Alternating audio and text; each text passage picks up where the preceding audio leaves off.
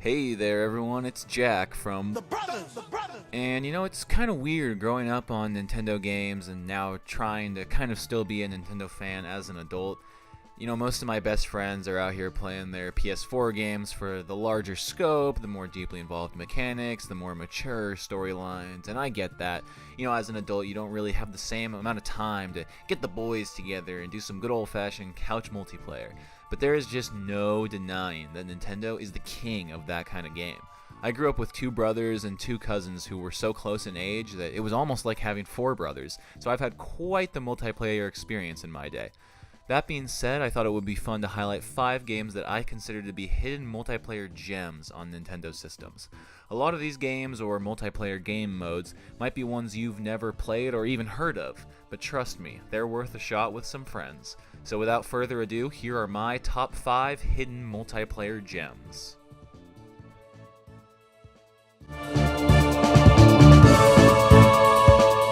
I think the minigames from Pokemon Stadium are probably one of the more well-known modes that I'll be talking about today, but for some reason I only ever hear people talk about the games from Stadium 1. That's always weird to me because Stadium 2 took the same idea and expanded it to a much greater quality and quantity of minigames. While Stadium 1 contains 9 minigames, at least 4 of which basically consist of button mashing, Stadium 2 offers 12 minigames that are all very unique. Sure, there's still a button mashing game in there, and several that are just simple reaction-based reflex testers. And there's Eager Eevee, where this stupid Apom just wants to mess with these poor babies by putting an exploding sentient pine cone under the basket.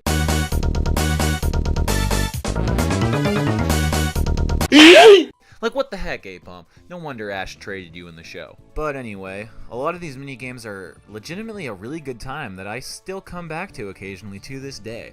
Oh, and this dice rolling system that allows you to steal points from the leader if you're lucky is pure madness. Eat your heart out, Mario Party. Okay, I know that everyone these days loves to hate on the first 2 Sonic Adventure games because they don't hold up to today's standards. And they don't. Okay, but seriously, as a kid, I put a lot of time into this game, into the Chow Garden, and of course, the multiplayer race mode. I know that there were multiplayer modes for the other game types as well, but come on. Who's gonna choose to play Knuckles or Tails levels more than what is the bare minimum required? But the action race mode actually offers a pretty good time, with some completely broken power-ups to screw up your opponent and everything. Kinda sounds like Sonic's attempt to catch a certain kart racing rival of his.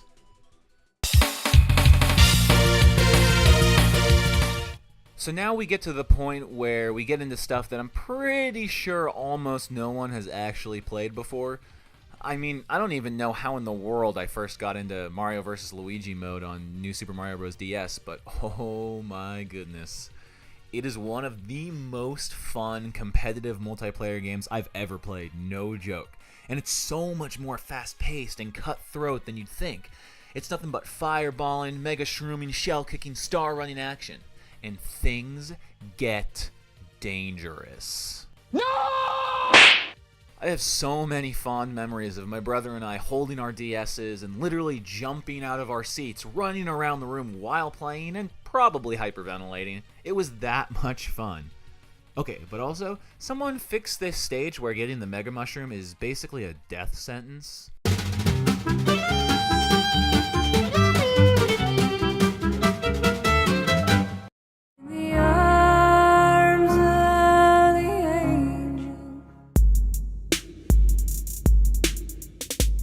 Listen, if you pull up trying to play some 2K, I'm gonna say nah. What's 2K? All I know is that NBA Live 2005 grind. My boys, the Sacramento Kings, pulling up with the powerhouse combo. Mike Bibby and Peja Stojakovic dripping threes right in your eye. I'm just Super Saiyan.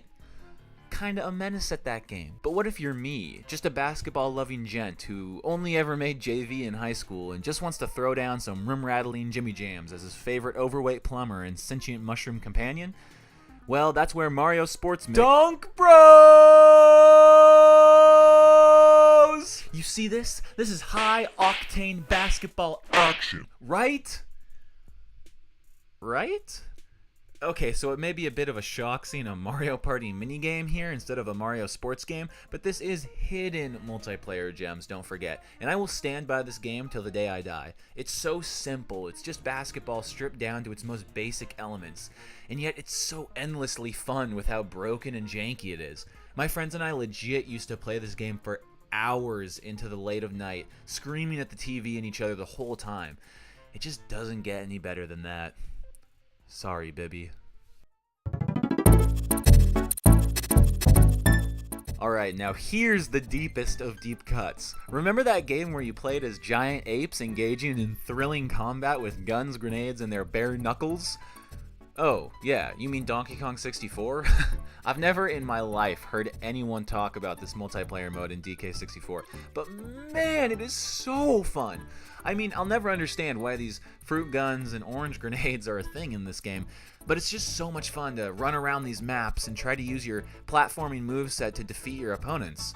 It really doesn't make any sense at all, but it feels so good. Also, Lanky, if you can hear this, I know you're out there, buddy. I promise I'm coming for you. I'm gonna find you and set you free, whoever's been holding you captive all these years. I will find them, and I will avenge you, my friend. Mark my words, you will rise again. For the Kong dynasty will never be complete without your style, without your grace, and of course, most importantly, your funny face. This Kong has a funny face!